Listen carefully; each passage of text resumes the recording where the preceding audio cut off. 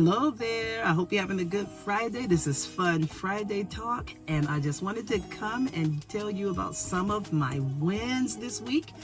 At least one accomplishment that I got from the week of homeschooling the kids, telling you what it is they learned or what I was able to get them to understand. One of my children, my 5th grader, was introduced to 2-digit divisions this week. You know exactly what I'm talking about, right? Well, at first, she was having a hard time understanding them because it just seemed like so confusing to have. So she already knew 1-digit division, but trying to understand 2-digit division made things even more difficult. So, what I usually do is have her round it up to the nearest 10. Like if that number is 18, we round it up to 20. Or if it's 47, we round it up to 50. If it's 89, we round it up to 100. And then we look at the number that she's devising, the dividend. I think it's called the dividend. I can't even remember anymore. Anyway, so we'll take that and we say, okay, let's see how many of how many divisors can we get out of that dividend. And so once we do that,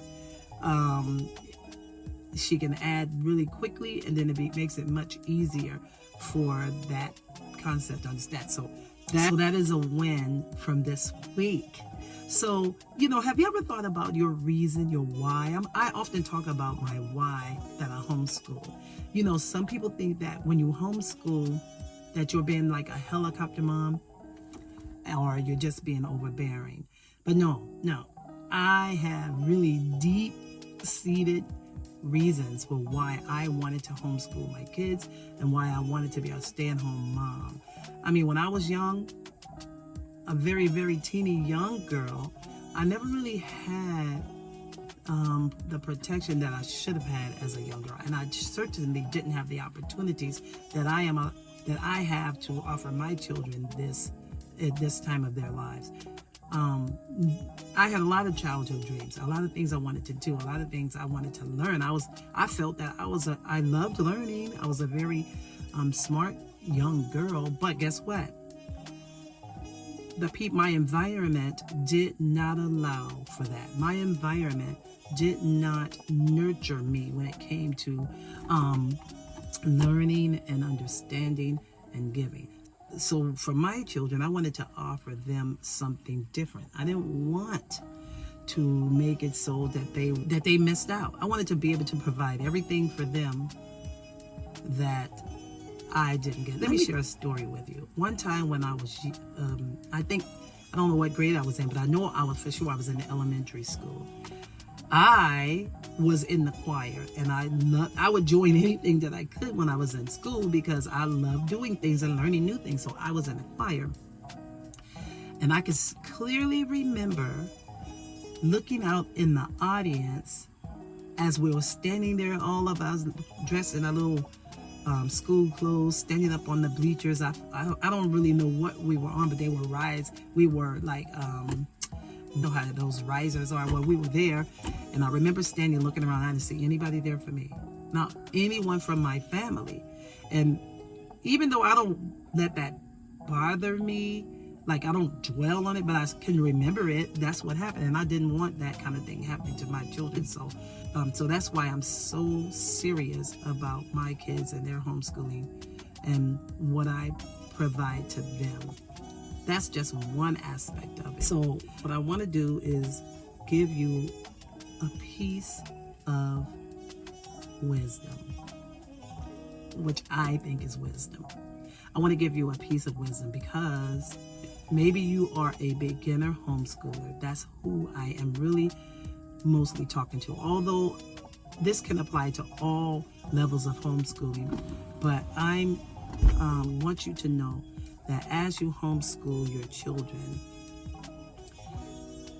be intentional. Be intentional about what you're doing with them, especially when it comes to educating them, when it comes to what you expose them to.